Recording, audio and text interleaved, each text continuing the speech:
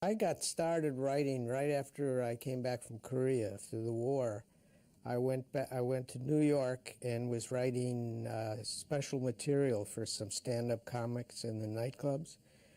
And after I ruined several careers there and found out they weren't paying me anything anyway, I became a technical writer.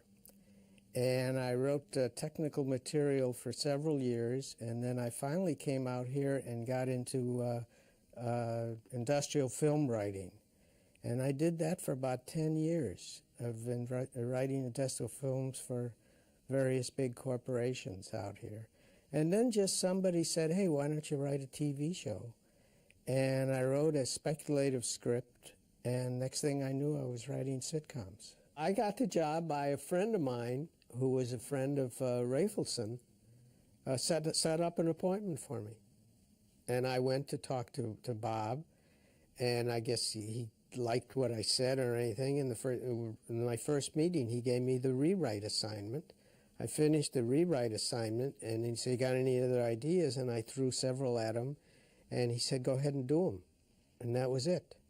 Writing one of the shows was very unique because you had several parameters. First of all, you didn't want to have any scene. They didn't want to have any scene longer than a page at the most, hopefully 3/4 of a page. Secondly, you had to service 4 guys, and you tried to service them equally. And the third thing is you had to have a storyline with a beginning, middle, and end, plus you had to leave the story open for music. So you had to do a full story in maybe 22 minutes, whereas without music it would be 25 or 26, depending, you know. So you had these parameters to fill in. So sometimes it got a little hairy trying to get everything in like that. And so it was much different than writing a regular sitcom. When I wrote it, actually, the characters were so defined that it wasn't a problem writing for them because their characters were out there. And so if you grab in your head what that character would say, you could write for him.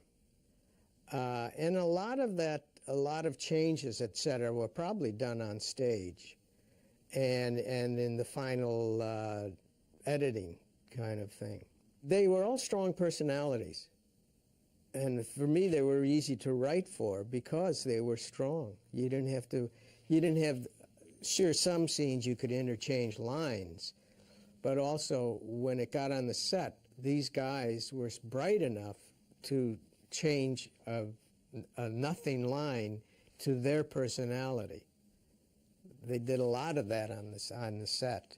As far as the Monkees being any similarity with the Beatles, to me was way off, because I came in the second season, and by then the guys were established characters, had nothing, there was no similarity between them and the Beatles. They were their own thing, and they were just these 4 guys who wanted to be in a music group who lived together, who lived in this non-reality world, which was marvelous and funny and good, and it was just straight entertainment.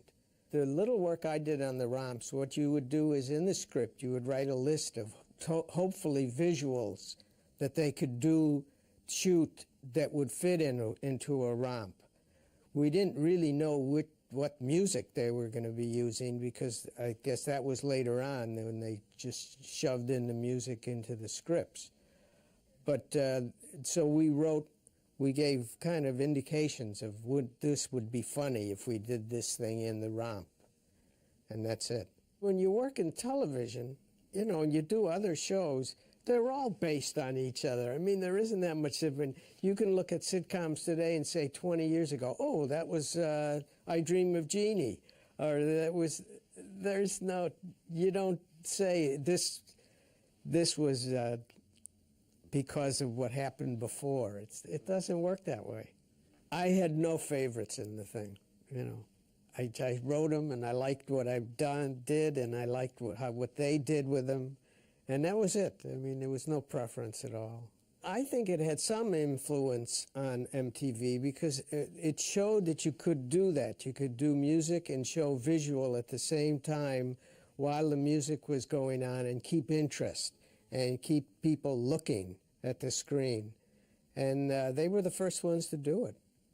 After the Monkees, I went to Laugh-In, worked on Laugh-In for several years, and then I went to Glenn Campbell's show for a couple years, and then I wrote for Sonny and Cher for about 6 years for them. And meantime, did about 100 different sitcoms and a couple screenplays and a couple kids' books and anything for money.